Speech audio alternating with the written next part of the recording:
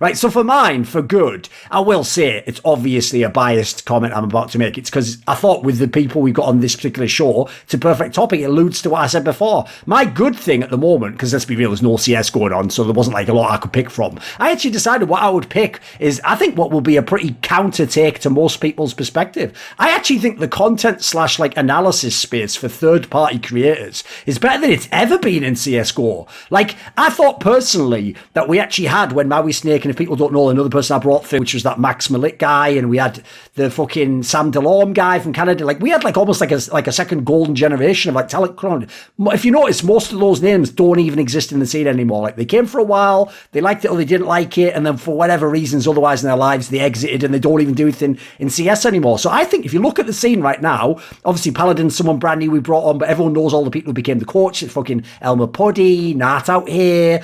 There's another one I'm forgetting. Mouse Snake obviously does stuff. Vu. There's loads of people right now. Like, I feel like Launders obviously is one of the main commentators in the world and does loads of demos reviews. So listen, you can argue which preference you like as to what your shit is, you know, but I don't think we've ever had more people independently making content. Like, it's actually, there's so much content out there for people to watch. You'd have to agree. Yeah, go for it.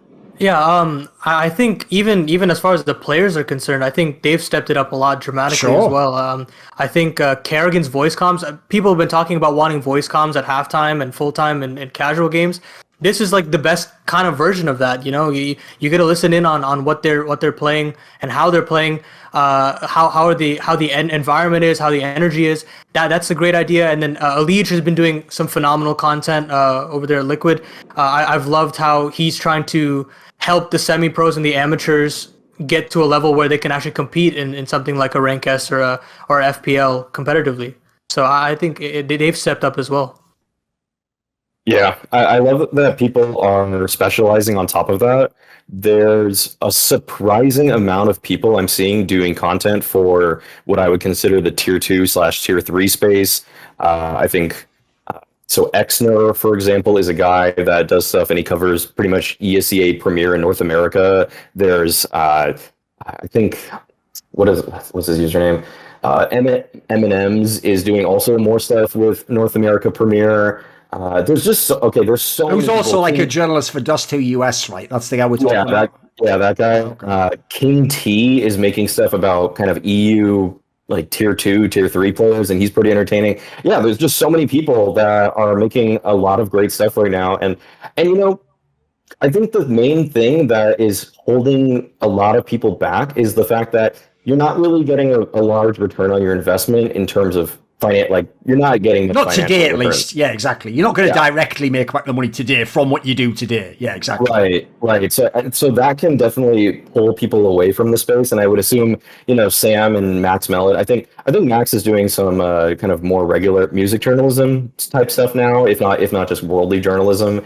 And I'm not sure what Sam is up to, but either way, it kind of felt like they moved away because there weren't enough financial incentives to continue doing it. So it would be nice if everybody got tens of thousands of viewers and we all got crazy ad revenue, but there is an element to having to bite the bullet and just, you know, get your just dig deep and just keep going for it over and over again, because if your stuff rises to the top, you will get noticed, and you will. There's opportunities for any kind of work, whether it's coaching or talent work or anything like that. I mean, that is caster even maybe. Yeah, casting. Yeah, I mean, I modeled my whole kind of game off of I like what Launders was doing years before I did it. You know, he was kind of the guy I was looking up to in terms of, and I even went to his Twitch channel and asked, like, would you have any tips for getting more into it and getting noticed? And, you know, he gave a little bit of a response there, and just things like that just kind of helped me keep doing it. And now I'm getting, you know, a sizable amount of gigs per year. Obviously, big thanks to you, Thorin, too, for getting me in on the Epicenter gig, which really kick-started everything. But, you know, I was grinding at the same time, just making YouTube videos and casting tier 2, tier 3 stuff. But, you know, that I think that there's a light at the end of the tunnel that a lot of content creators see and that they can really strive for nowadays. Yeah, by the way, the point you made there is a key one as well, because that's actually the real reason, no joke, what you said about how, like, you won't basically make back the ad rev to make it, like, day to day seem worthwhile in terms of literally, like, return on investment of your time. But that's actually the mistake I think a lot of people make, because, dude, if you knew how many really established people, by the way, spoiler, all the commentators that have worked with me on the tier 1 desks for the last 5 years, they all say the same thing privately. They all go, oh, I should really have started my shoe, or I should put more time into my YouTube. And it's like, you don't for that reason, which is that it doesn't make you the money tomorrow that whatever other gig you do does. But what you're missing is all the like other effects it can have. Like, for example, you could, if you were like Pimp, for example, you could already have a video that broke down like a certain team, and instead of just referencing it 50 times, you could say, watch it on my YouTube channel, and like it would provide extra depth for people who think you can only talk for 2 minutes or something. There's a million angles to it. And the other angle as well is, like, as you say, basically it's like the social proof, which is just the effect of how it will spread your name in the industry and show that you're competent. That might not pay you today, but it might lead to the job that does tomorrow. That's the key part to me. Because, by the way, when you say that part about Epicenter, what people don't get is this, because the better example would obviously be when I brought Alan to Flashpoint 2, because he'd literally never worked any event whatsoever, and he hadn't, like, at least you've done like some online games or something, like, he had no experience whatsoever. But the problem is, he didn't entirely, like, he didn't do an event. But first of all, not only was I going to literally be there on site so I could give him pointers, but dude, I'd probably watched like 50 hours of him on YouTube videos of his own initiative. So I actually did know, like, his skill set, what his chops are. Like, I'm not just gambling. I haven't really just picked a guy out of a crowd. It's more like I observed for real, like, what they all did in private almost, and I could kind of know who would make it if they were given the chance, as it were. So yeah, like, even just for it, by the way, this is all like career-based, like wonkery, but put it this way, just for its own value, as I say, I just appreciate that we have loads of people actually breaking the game down, though, because that's the area in CSGO we were always the weakest. Like, I always used to think what's whack is, it's almost like we pay the fucking talent too much, because people like Yanko, fucking Moses, Sponge, they would all get up there and they do their 35 seconds on the analyst desk segment, but that's not enough time for them to go into depth, and then because we pay them all a fucking king's ransom, they just fuck off and have a beer. Like, we never actually get to know, except for those like 3 1-hour YouTube videos Yanko did, what would his in-depth thoughts be about every aspect of the game. So I like the idea that we're actually getting the chance now to go super deep, because I don't know if I think you did a bit of Dota, right, Maui Snake?